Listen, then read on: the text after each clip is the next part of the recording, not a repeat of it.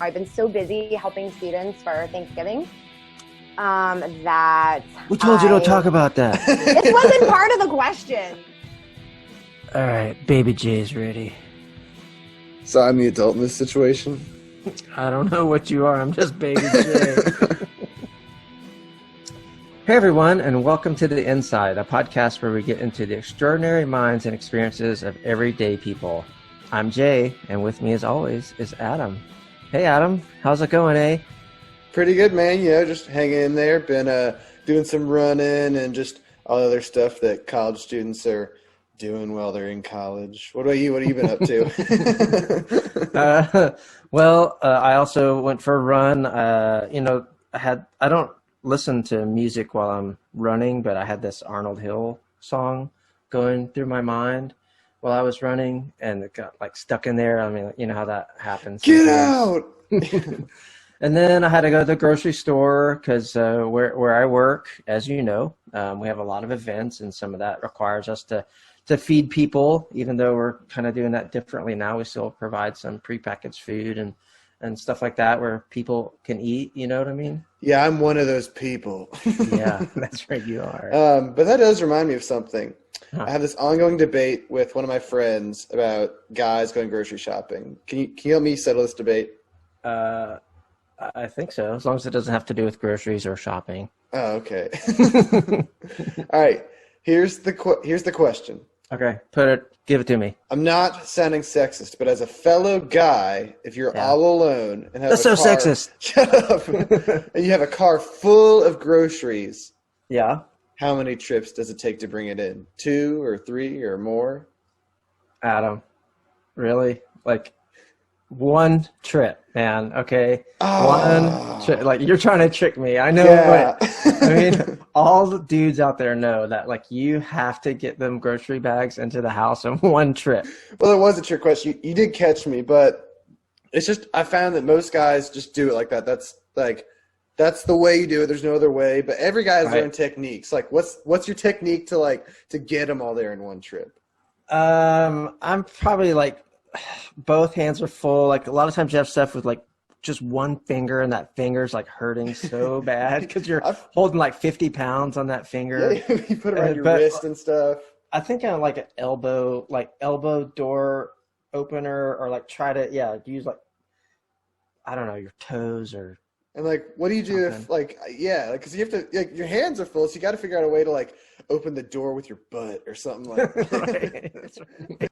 Yeah, I don't know what it is, but I guess it's like in the spirit of competing against ourselves. I don't know, because I'm always competing against myself. But you know who wins with that? Who? Me. That's who. That's exactly what I'm talking about. Like, I'm out there with all those bags, and like something, like I said before, like it like rips through and fails. Or they put like milk in one of them, and the handle starts to break. So like you rush to the door before the big bag falls, but as you do, like more groceries are falling out, and like your favorite snacks are spilling out along the way. But like, it doesn't matter because you got to get that milk in the house, man. Exactly. Like, it's the point. You got to make a decision: snacks versus milk. Like, even though I love the snacks more than milk, that milk, like the momentum of like carrying that milk makes you leave those snacks behind. It's like one of those war movies where like you look back at the snacks and you're like, sorry, snacks, I gotta keep going for the milk. And then you just sprint to the door. And the snacks are like, don't leave me. Yeah. Wait, we just got down a really deep rabbit hole there, man. Yeah, speaking of rabbits. No, stay on topic. Sorry. Let's get back to snacks. Like, I'm really in the mood for some, but also, like, I don't know. Some of it's like really calorie dense snacks, so like I don't want to get into that. You know? Yeah, fatty. That's actually something I wish I knew a little more about. Like eating snacks, like healthy, like conscious decisions when making snacks. Like, especially as like a college student, because I can't cook like jack. Well, Adam, fortunately, with most of these intros, guess what? It's going to lead into our guest. Yeah. Well, I don't know how it works out like that all the time. Yeah, magic.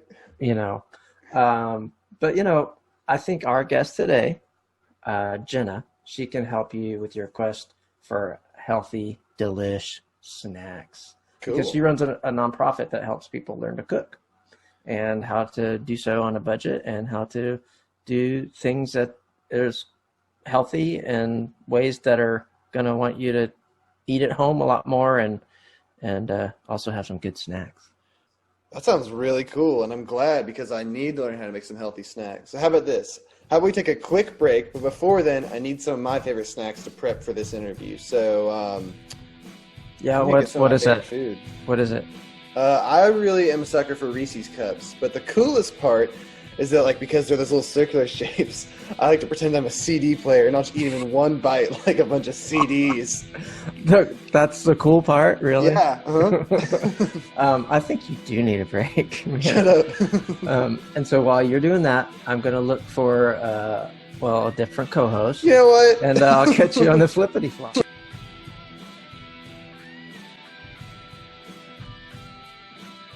Hey, Jenna, welcome to the Inside Podcast.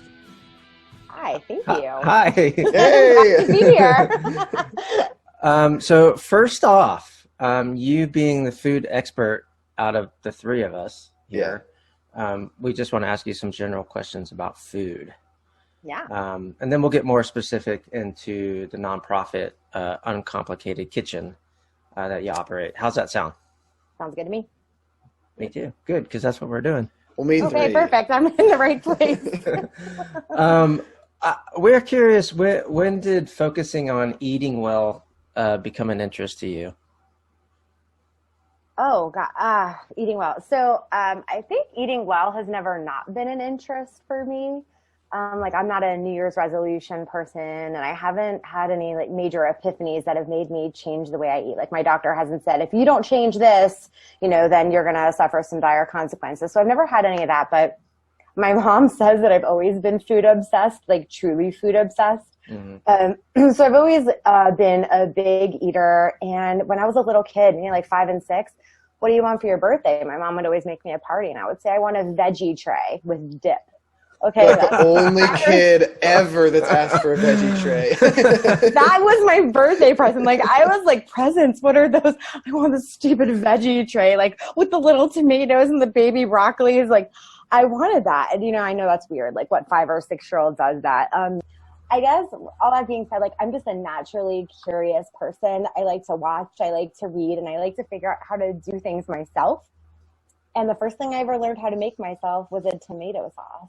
And it was amazing to see this thing that I always bought in a jar and be able to chop garlic, and albeit very poorly at that point, but, and open a can of crushed tomatoes and just combine these things together with some dried spices. And it was so good and so gratifying. And I have to say that was probably what really made me think that I could do it, And so eating well, I've always wanted to eat well, I guess, because that's, part of how I was raised. But I guess wanting to do that stuff myself from scratch is just out of my love of, doing things and being curious. Yeah, like it seems like you were kind of ahead of the whole Whole Foods movement, which, I mean, I don't even really know what that means. Like, there's not half food out there, is there? Like, what exactly what is the meaning of Whole Foods?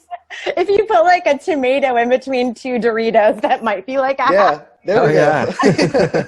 I think you can Frankenstein a half food, like deep fried lettuce, which would be food. So gross. Don't do that. Well, we have the half food covered, but what's a whole food?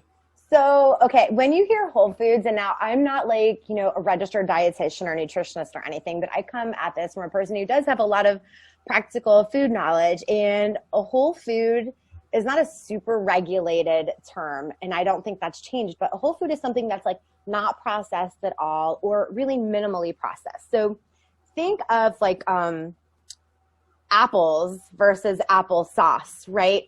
Apple is the whole food. Applesauce has been changed significantly, through heat and addition of other things. Like a chicken breast would be like a whole food. A chicken nugget is not a whole food. Oh. So, You're killing me. Potato over potato chips. I know. And I'm not saying that those things are bad, because I have had my share of chicken nuggets in my life, and potato chips, don't get me wrong, I love them. But there is a difference. And obviously you should fill your diet with whole foods as much as you can. Well, then why do people eat food that it isn't even really food, like is it a corporate conspiracy or something? Like Dun, dun, dun. yeah, like on the Pop-Tart commercial, for example, it's like it says like this is part of a nutritious breakfast.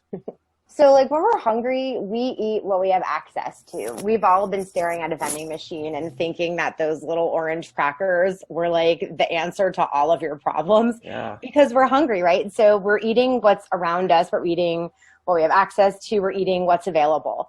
And so like think about it. So if you don't eat breakfast and you're like at a 9 a.m. meeting, because we've all been there, and there's like a box of donuts that somebody brings in, right? Your boss is trying to be super cool. He's like, here is a box of fried bread for you covered in sugar. All right. Right. If you're the person who didn't eat breakfast, you're going to be thinking that those squishy little circles are like the best thing you've ever had. I'm thinking I'm going to eat 3 of them. They're delicious, don't get me wrong. But it's like you're making a choice that is not actually the most nutritious or the one that's going to keep you full the longest. It's just like carbs and sugar and fat, right? That's going to burn up decently fast, and then you're going to be hungry again. So I think that we eat things that aren't the best for us because we haven't really planned well. And then, there's somebody who's on their way home from work at 6 p.m. because they left work late, and they're super tired, and, everyone in your house has got to eat dinner, and you're driving by and all of a sudden you see like a fast food place or Little Caesars and you can grab a pizza really fast. And so that to you is your way to at least get your family fed, without having to then go to a grocery store and then figure out what you're going to make, and you're wandering around starving. And that's like the worst thing you can ever do when you're shopping, right? So it's like, I think that people a lot of times make choices that they wouldn't otherwise make if they had just planned a little bit and made time to eat those little meals like breakfast. I'm wondering about, like, does some of that have to do with food insecurity? Food insecurity, like, what does that even mean? Like, Jenna, is my food secure when there's someone outside my door while I'm eating with like a shotgun, like ready to go? So my food's secure and ready to roll? No, I think that would mean your food might be safe. Okay. Yeah. That's right. Food security. She's the expert. Oh yes. Where's my badge? Food insecurity. So food security, like, even though you were able to make a very funny joke, is obviously like a really serious thing. Yeah, this is serious, Adam. Yeah, sorry. And food security in its most basic terms is there's people out there that are food insecure that don't have access to healthy food. Okay? A lot of it is financial. And, like, think of the pandemic, right? People were out of work. People couldn't afford to go to the grocery store and get food like they normally would. Their comfortable access was taken away. And so food security is about giving people access to healthy, nutritious foods for themselves and their families. And that's something that is, I think it's something that we're increasingly becoming aware of because, a lot of people are out of work now, and a lot of people that didn't experience food security problems before are now seeing this for themselves. Yeah, and it seems like it just does seem like a lot more people are becoming aware of that, and we're hearing a lot more of it, and through difficult circumstances, right? But I've noticed you do a lot of cooking with organic food, and let's talk a little bit about that. I'm wondering why you choose to do that, and how people shopping on a budget, like we were just talking about, or people without access to food, like how can they use those kinds of foods? So the first thing that I'll say is purchasing and eating organic food is purely a personal decision. I eat organic, and I'm very committed to the health of our planet, right? And so I do things like grow my own food, because if we had to purchase organic produce, at the prices in a store, it would mostly be unaffordable for my family to keep that up. So I think that first is growing a small garden and learning how to do that stuff for yourself. So that's number one. But number two, when it comes to things that I'm not going to grow, like, let me think, like beans and rice and all that other stuff and dairy, I shop sales and I shop at the farmer's market, when I'm able to. And a lot of times you'll pay less price buying it direct from a farmer than you will at a place like Whole Foods or something like that. And it will certainly be better quality because they have just picked that, right? So you're getting as nutritious as you can get, almost like picking it from your own home garden.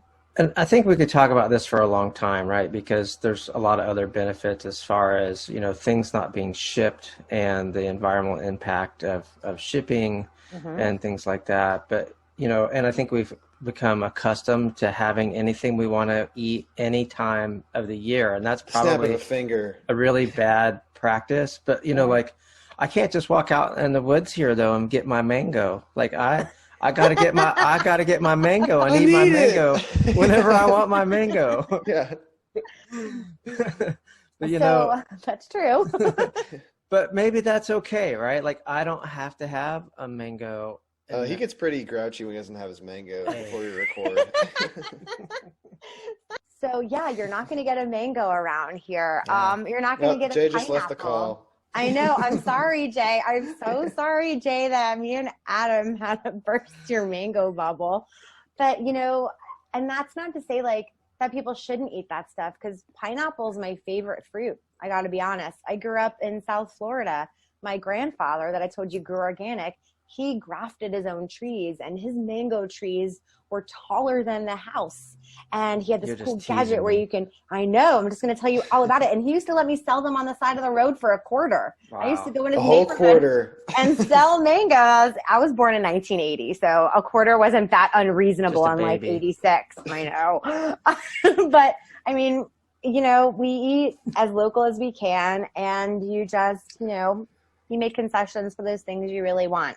You run a nonprofit organization called Uncomplicated Kitchen. Your website is uncomplicatedkitchen.org, and we'll have a link to that in our show description for everyone to go check out how amazing your website is, because we've checked it out, and it's really comprehensive and user-friendly. It has all this great information, like it has your mission statement, a bunch of your recipe videos, like what goes on for your upcoming classes, and, like, most importantly, how to donate.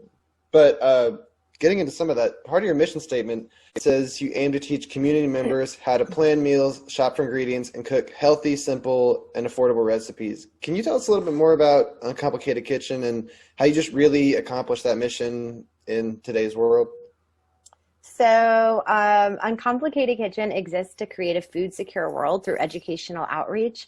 And we teach people to use the tools and ingredients that they can access to prepare affordable, nutritious meals. How we do that is through culinary education, right? I teach, I develop curriculum, I work with my students one-on-one, and we help them to accomplish their culinary goals, no matter what starting point they're at. These days we're available by Zoom, text, email, Facebook Messenger, Instagram, phone, and we just, like, my goal is to be here for you no matter what day of the week, no matter what hour of the day. If you're struggling, if you've burned a pot of whatever, I'm going to try to help you fix it. And I always tell people that the only thing we can't take back is burned garlic. That's a situation where you absolutely have to start over. And so our role in food security is education. We believe it's so much more than just handing people food, because that is a huge starting point. But what I've learned is that people don't necessarily know what to do with that. And so I want people to know that no matter where they get their food, whether they can shop at the fanciest grocery stores or the farmer's market, or, our local grocery stores, or even get food, through charitable organizations or pantries, like, I'm here for you. And it's like 100% my joy and pleasure to do this work. And last night I was talking to some students about kind of our numbers for the year and what we've done since the pandemic. And I actually cried, because like, it means so much. Oh my gosh, I'm going to cry again. It's like, I love my job so much.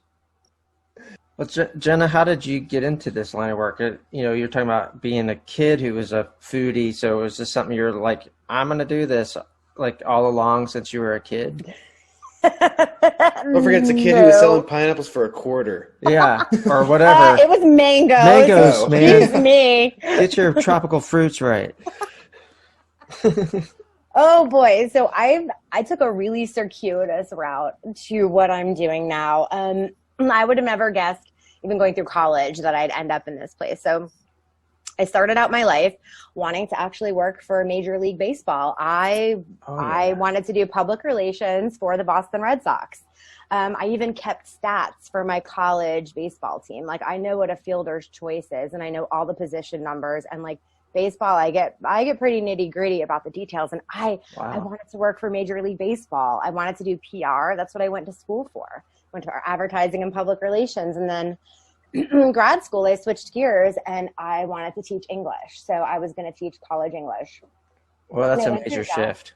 Yeah. And then, so I found my focus in the writing center world, and the writing center world was a place that I had done some student work, and I loved it. I loved working one-on-one with those students and helping them find their voice. It was so meaningful to me to help people, get that message on paper, what they had in their heads. It was so beautiful. It's just that process of, here's what you're thinking, let's get it out. And so that's what I did professionally after graduate school for over 5 years. And then my husband got a job teaching up here at Western, and I decided to make a change. And fortunately, I guess I had started a little granola business on the side. Just, I don't know, something told me, like, start a little food business. You'll always have something to fall back on if you decide to blow this pop stand, and like you lost it with your job, right? Don't put all your eggs in one basket. Well, I didn't. I started this granola business. Yeah. Exactly. Don't put all your granola bars in one basket. And so I started this little tiny home-based business. And when we moved up here, I decided to go ahead and start that full time. And so, I was a farmer's market vendor, and it was really successful and it was great. And I was shipping granola all over the country, and I had my own commercial kitchen. And, I spent time volunteering at a local food pantry called the Community Table. And I would just be there as a farmer's market vendor, talking to farmers and customers, and always getting these questions about, it's so funny that people don't even know what to do with zucchini these days. Still, it's a zucchini. Or a girl. Yeah, it's a zucchini. Of course. Zucchini, obviously. Make bread out of it. So from vendors saying it's amazing that like people want so many recipes for using zucchini or tomatoes or whatever it is. And then customers would be like, Jenna, you always post such good food pictures of you and your vegetables on Facebook. Like, can you tell me what you would do with this? And so I think it was my time volunteering at the food pantry and seeing that the food that people took was often the stuff in bags, the stuff that was processed, and not the fresh produce as often. And I would be like, well, why is this? And everything that I had learned from my time as a market vendor, my time volunteering, my time being the go-to person for whatever food question you had, led me to the point where I was like, I think people truly don't know what to do with this stuff. And I think people would eat better if they just knew how. And so I started Uncomplicated Kitchen out of my home kitchen. And I was just inviting people that I knew loosely over for informal cooking classes. And it grew, and more people wanted to come, and people that were, I hate to say the word stranger, but I didn't really know them at all. And they wanted to join their friends to come. And I was like, well, clearly this is a thing, right? And that's how it became a thing. Uncomplicated Kitchen was nothing that I ever thought my life would culminate into, right? I didn't expect to work to combat food security through educational outreach, but nonetheless, it's been a year and here I am. Yeah, well, it's really important work you're doing, because I mean, you mentioned to us earlier that like there's certain people out there, especially people you work with, that can have these real food options at home, even combating like food insecurity and all that, but they still rely on like the fast food option, and that like with families on the go all the time, that they need that kind of quick and easy meal. So like, how can like we, for all of our 6 listeners out there, shift from like skipping the drive-thru to having your own quick and easy option at home? So I'm all about planning. And do I always plan myself? No. I say the way that I would do things in a perfect world, but life isn't perfect, right? We're pulled in a million directions. So when you do have those large pockets of time or a couple of hours on a Sunday afternoon, I need to introduce you to my friend, the freezer burrito, or giant pots of quinoa and roasting a whole chicken and using it 1,000 different ways. So really what this means, and getting your own fast food in order for the times when you don't have that spare moment to cook and throw something together. You can do things like make a whole pot of black beans and get a whole thing of tortillas and grate some cheese and maybe saute some vegetables and meat if you want that. And you wrap a dozen burritos, you put them in little tin foil, and you throw them in a big Ziploc bag in your freezer. And that way, when you don't have food, you do actually have food, right? It's waiting for you. You have made your own drive-through experience, but you've controlled the ingredients. You know exactly what you've put into your food, and you know that you're actually going to like it because you probably, you made it yourself, and I hope you like your own cooking. Yeah. Are those freezer burritos, like stuff along that lines, financially, is it comparable to going through the drive-through? Like, so much cheaper. Okay. I think what it worked out to is 50 cents per burrito. Yeah. That's like two mangoes. Yeah, that's like On the street, mangoes in 1986. Street mangoes. Yeah. 1986 Let's be street clear. mangoes. I mean, they were good mangoes. That's what I'm talking about. And I'm not talking about like little burritos. I'm talking like big, honking, like a cup of cooked beans in each burrito, right? Yeah. With peppers and onions and cheese in a organic whole wheat tortilla. Like, I think it worked out to about 50 cents a burrito, because when you cook dried beans, cost like nothing, right? I mean, they're like the least expensive, most amazing quality protein you can get.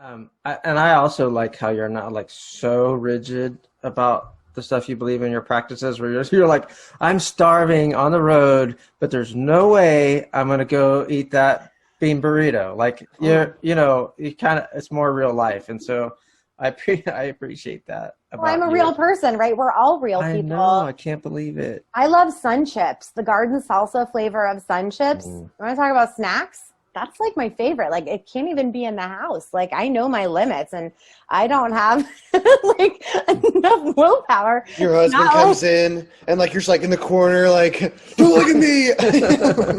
It's like a dog, like. Well, I'm a real person, and I think every food has a place. You just have to balance it out as best as you can. So, but Uncomplicated Kitchen was running as an in-person experience way back when we were able to do that, right? But since then, you've been doing everything online, and so I was just wondering how that's working out. Like, has that hurt business? How's that format been for classes? So yeah, Uncomplicated Kitchen started. We became an actual nonprofit the end of November of 19. And we all know we experienced a shutdown right around St. Patrick's Day, So from December, which was all holidays, we started back in January. So we had January and February, and we were starting on March. And all of a sudden, everything that we were doing in person at the Cooperative Extension Kitchen was gone. And it's weird that I never for 1 second really thought that we were sunk, because I knew that people were going to have to learn how to cook at home more than ever, right? Because there were food shortages, because some people were buying everything they could off the shelves, and some people really were left with what was in their pantries, right? Like, snapshot of your pantry. This is what you've got to work with. And that's what Uncomplicated Kitchen is all about. We're all about making the most of your pantry and supplementing it with fresh ingredients. And so I was like, I got this, but how do I do this? Mm-hmm. And I was a little bit resistant to doing Zoom. And so I was doing private lessons for a while with like FaceTime, because I was like, I don't know how I can do this in a big collaborative setting, because I'm so used to seeing what every person is doing and helping them smell and touch and taste and explaining every little nuance, and I was like, how can I accomplish this with a bunch of people on a Zoom class? And I was encouraged to try it, and we tried it. And let me just say that it has been one of the best experiences of my professional life. Not only has Zoom been an acceptable substitution, but I honestly feel that it's superior in a lot of ways. So, you know, before we were cooking, and it was only limited to who could get to this place, right? So it was geographically limited, obviously. Yeah. And it was for people whose schedules really, really fit perfectly. Right. And so now with Zoom, we're able to get people from all over the country. We had people from 4 different states last night in our class. So Zoom has not hurt, quote unquote, business. I mean, at all. It's really, I think, been an amazing experience, and one that even after this is over, we will continue to do. Yeah, it sounds like it's just really enhanced the experience a lot. It has. I mean, and I will get back to teaching in-person classes. We just received a really amazing grant from the people at the Great Smokies Health Foundation here in Silva, and we got a $5,000 grant to purchase a trailer and all the stuff to have outdoor mobile community kitchen classroom classes. So like we're gonna set up wherever we're allowed to and have about 10 people capacity worth of kitchen classroom. And so we'll be open air. We'll have enough equipment for everyone to learn how to cook. And, you know, people will even get to take home the food that they make from these classes. Is that grant you got, is that the only way the organization's funded, or are there costs to participants, or what's the cost structure like for funding Uncomplicated Kitchen? So we offer all of our programming 100% for free.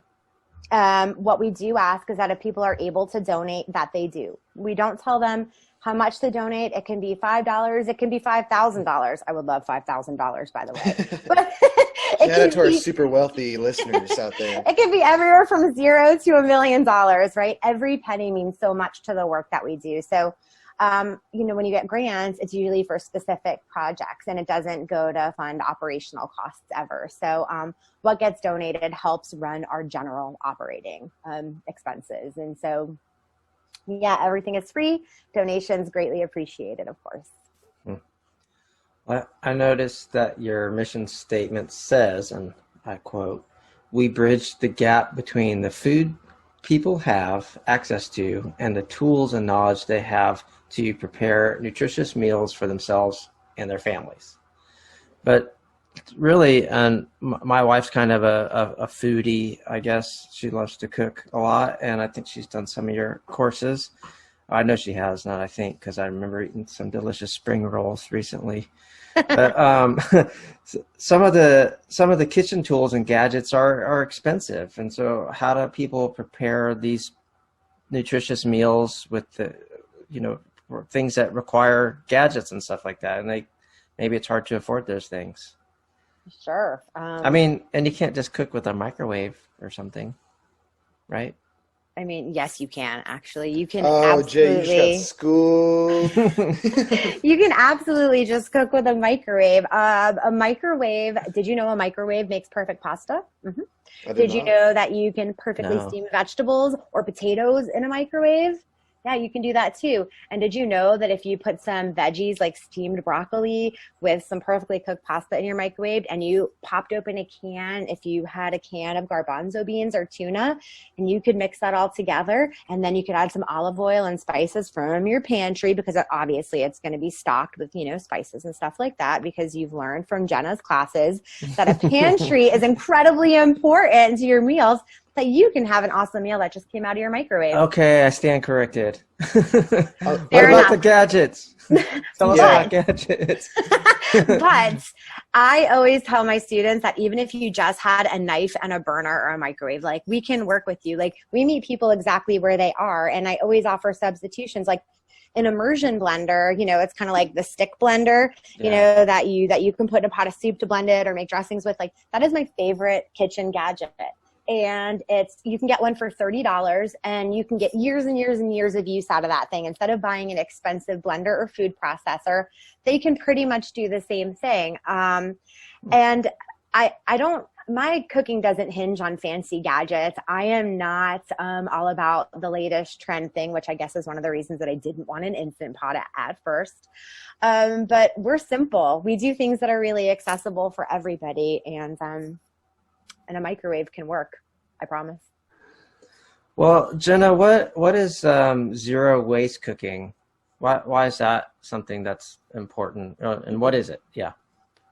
So, zero waste cooking is where you use every edible part of your food. So, like you've made a turkey or a chicken, and you're taking the bones and everything kind of left over on it, and you're then making stock or soup from those leftovers. So, something that a lot of people might see as, oh, this is garbage now. You're turning it into a whole nother really delicious and nutritious food. It's just using every part of what you got. And I think it's important for two reasons.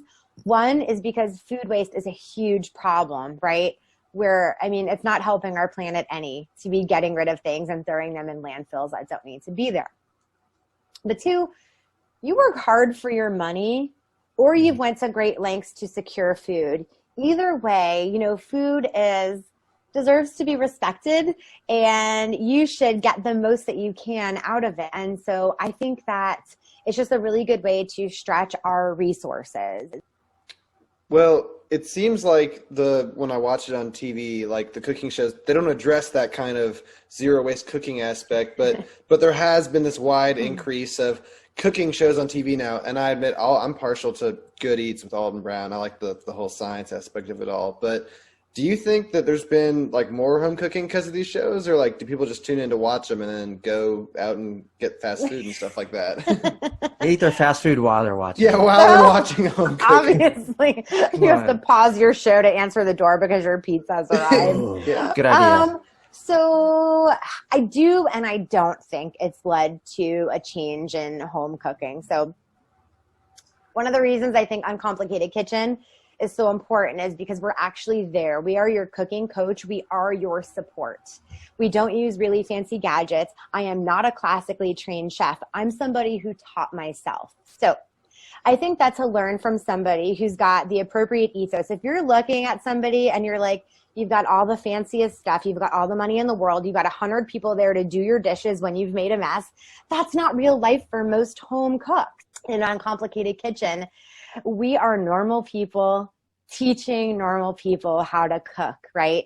No matter how much money you have, no matter your ability level, no matter if you've ever picked up a knife or not, like we can help you. And that TV chef is not there to help you when that show is over. Now, how I do think they've increased people's home cooking is when you've already got some skills. Like a lot of people can watch those shows that already have a basic principle. Like how to saute, how to roast, how to appropriately salt, how to do these things that make good cooking. We can learn like other things or different ways to use an ingredient. Or it just kind of, it boosts our creativity, and it gives us, it's inspiration for me. Do I follow recipes? No, I don't, because I've learned enough about how to cook and how food works that I can do that on my own. But do I love cooking shows? Of course I do. Worst Cooks in America is like my favorite one ever. And that's because it's like entertaining, right? They are talking about real food, and they are trying to teach people who know nothing about how to cook. But it's entertainment. And I think that's why most people watch it, is because it's fun and it's stress relief. And there's nothing very heavy about a cooking show. It's lighthearted. A lot of times it's very pretty to watch.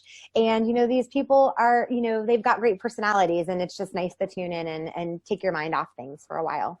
Hey, Jenna, if you were going to compare your cooking self to a movie and one of its characters, what movie would it be, and who would you be in that movie? So this is something that I have actually said before. I do not compare myself to any chef in a movie or anybody who even cooks anything in a movie. So we all have that thing in life that we feel like we understand, right? Like it's just like something is clear to us, like engineers like know how things work. Well, I feel a little bit like Neo in the Matrix when he sees the code and he sees how things work from the inside. Like when I look at food, I'm like, I understand you. I know how you need to be treated. And I know what spice to use now and why brown rice is better here and not white rice and why quinoa is a poor choice in this soup and why you shouldn't put pasta in an Instant Pot in your soup. Like, I get food, and it's such a cool gift that I've been given. All this talk of like all this healthy stuff today makes me think that like we're not going to be able to eat any snacks ever. Like I'm going to open up a bag of chips and I'm going to hear your voice being like, "Now, young man, is that really what you want to do today?" And like, how are we going to live in this crazy world without snacks? With all this healthy talk.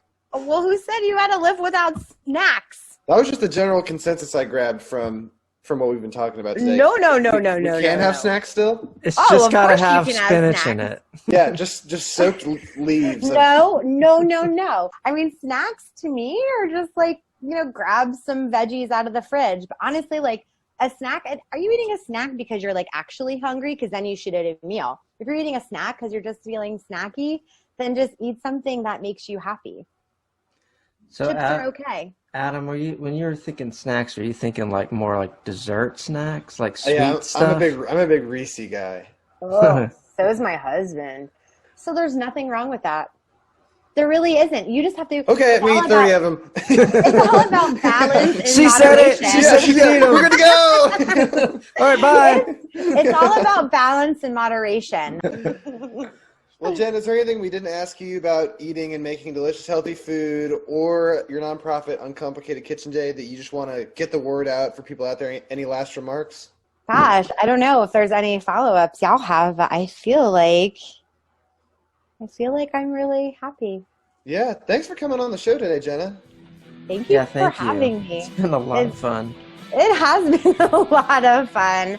If people want to check us out on Instagram at just Uncomplicated Kitchen, our Facebook page is obviously Uncomplicated Kitchen too. And we do have a really fun Facebook group.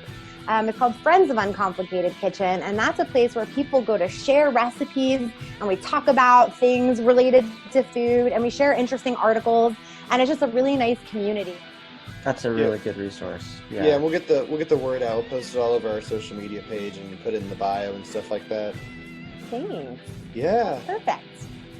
All right, we'll catch you later, Jenna. Thank you. Thanks. Thank you so much for having me. Have a good day, y'all. Bye. Bye.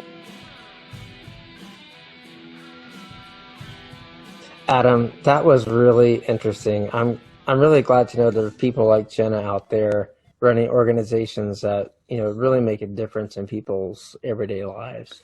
Yeah, like it's something that's really important that she's doing. I mean, her approach, at least to me, is something that's like new and different. And I can totally tell like she's so enthusiastic and her heart's 100% in it. And I really hope she applies for like a spot on like Food Network. That would just be amazing. That would be cool. And, that would make us famous. Yeah. But you know what, though? Like, what? We forgot to ask her how many trips it takes her to take the groceries in from the car. But,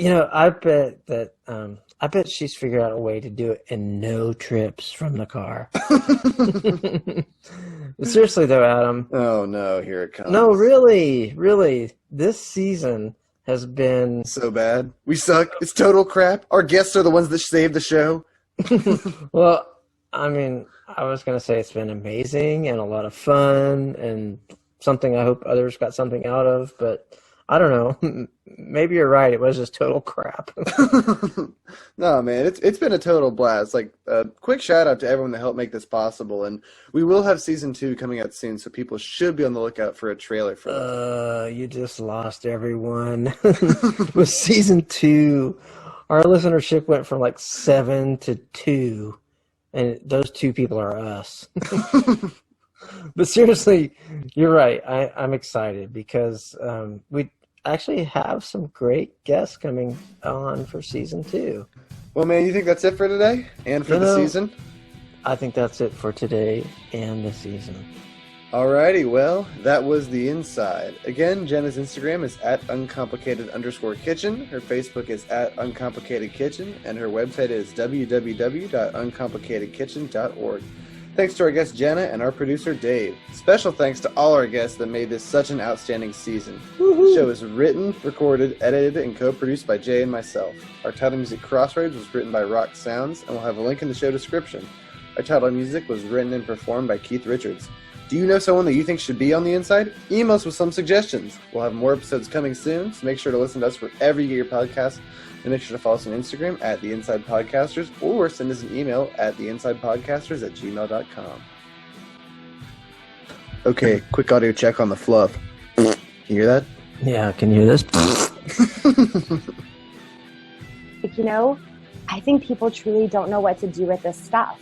And I think people would eat better if they just knew how.